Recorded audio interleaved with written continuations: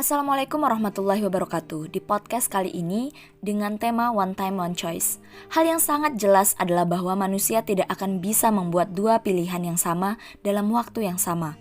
Pilihan itu ibarat fokus pada kamera. Kita tidak bisa membuat dua fokus pada kamera dengan gambar yang sama. Apabila kita memilih untuk belajar masak, berarti pada saat yang sama kita meninggalkan pilihan untuk menjahit atau pilihan-pilihan lainnya. Ketika kita memilih untuk menjadi beriman, maka pada saat yang sama kita meninggalkan pilihan menjadi orang yang kufur kepada Allah. Apabila kita taat kepada Allah, pada saat yang sama kita tidak mungkin bermaksiat kepada Allah. Orang yang memilih memasuki surganya, maka pada saat yang sama dia akan terhindar memasuki nerakanya. Pada saat kita memilih untuk menjadi aman, maka pada saat yang sama pula kita meninggalkan pilihan untuk menjadi takut. Berkata Allah Azza wa Jalla, "Aku tidak akan menghimpun dua rasa takut dan dua rasa aman pada diri seorang hamba. Jika ia takut kepadaku di dunia, maka aku akan memberikannya rasa aman di hari kiamat. Jika ia merasa aman dariku di dunia, maka aku akan memberikan rasa takut kepadanya di hari kiamat." Hadis riwayat Ibnu Hibban. Dalam hidup, kita juga selalu dihadapkan pada pilihan-pilihan yang harus dipilih salah satu di antaranya.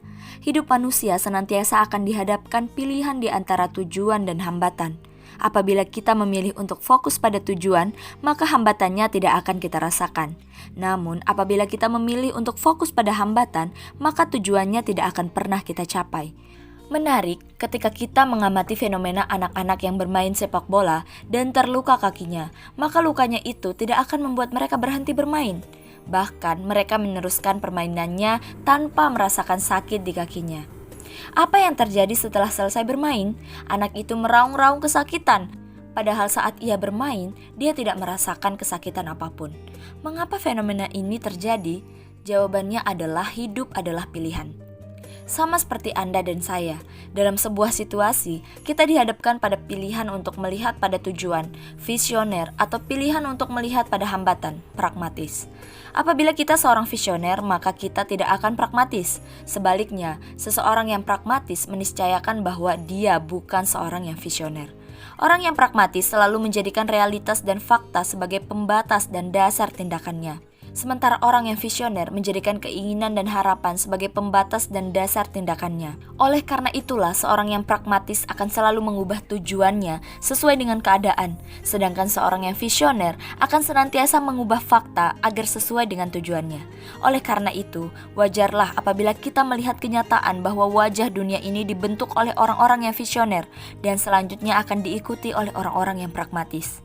Kaum muslim pun dihadapkan pada dua pilihan, muslim pragmatis atau muslim visioner, muslim yang menyerah dan berkompromi atau muslim yang konsisten. Tujuan seorang muslim yang sadar akan kehidupannya pastilah menuju surga Allah. Yang dalam jalan ini pasti ada banyak penghalang dan hambatan yang merintangi.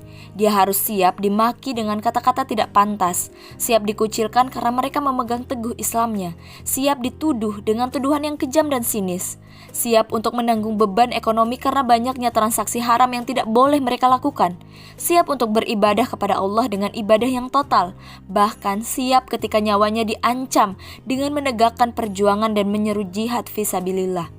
Ini adalah sebagian hambatan yang dihadapi ketika seseorang ingin menuju surganya.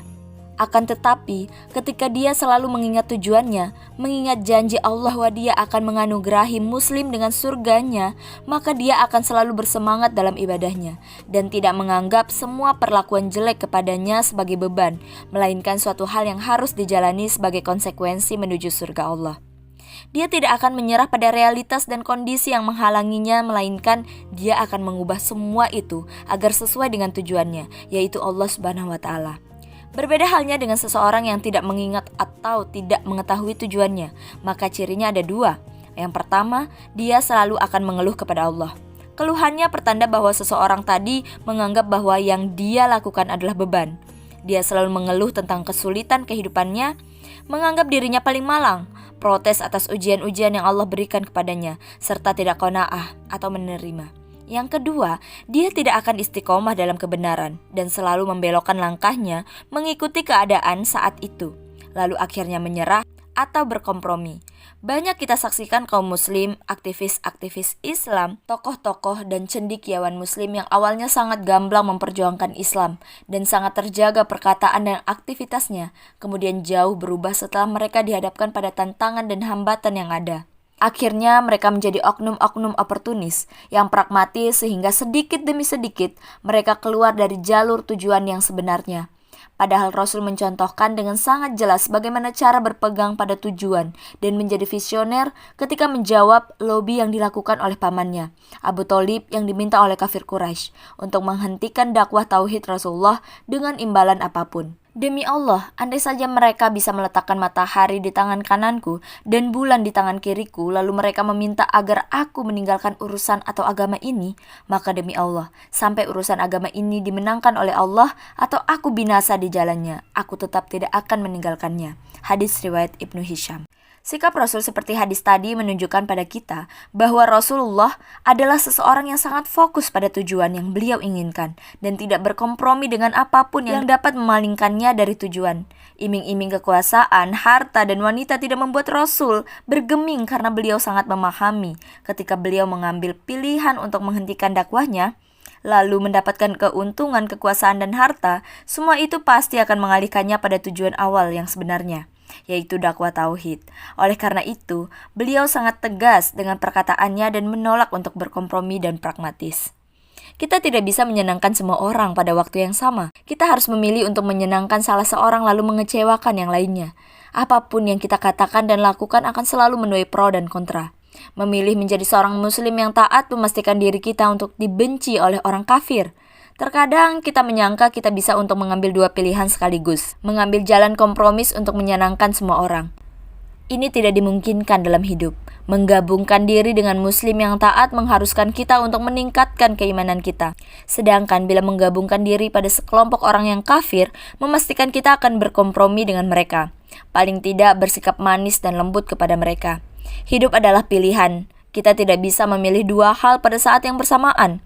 Tidak ada konsep win-win solution di dalam kebenaran dan kewajiban. Konsep Islam adalah konsep kebenaran yang sangat jelas. Take it or leave it. Dalam Islam, hanya ada dua pilihan. Islam atau selain Islam, hak atau batil. Tidak ada pertengahan di antara keduanya. Allah telah menjamin di dalam Al-Quran, barang siapa mencari selain din Islam, maka sekali-kali tidaklah akan diterima daripadanya dan dia di akhirat termasuk orang-orang yang rugi. Quran Surah Ali Imran ayat 85. Ada sebuah pepatah yang mengatakan, orang yang menginginkan semuanya biasanya tidak akan mendapatkan semuanya. Selain itu, ada pepatah yang mengatakan, jangan takut pada pendekar yang memiliki banyak jurus, takutlah dengan pendekar yang hanya memiliki satu jurus. Keahlian adalah keadaan seseorang yang telah terbiasa dalam satu pilihan yang dilakukannya secara terus-menerus sehingga setiap saraf dan ototnya akan bergerak sesuai dengan kebiasaan yang telah dia buat tadi.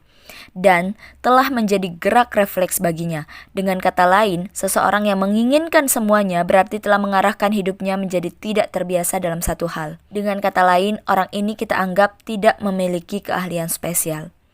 Temukan dan tentukan pilihanmu, fokus padanya, dan temukan sukses menurutmu.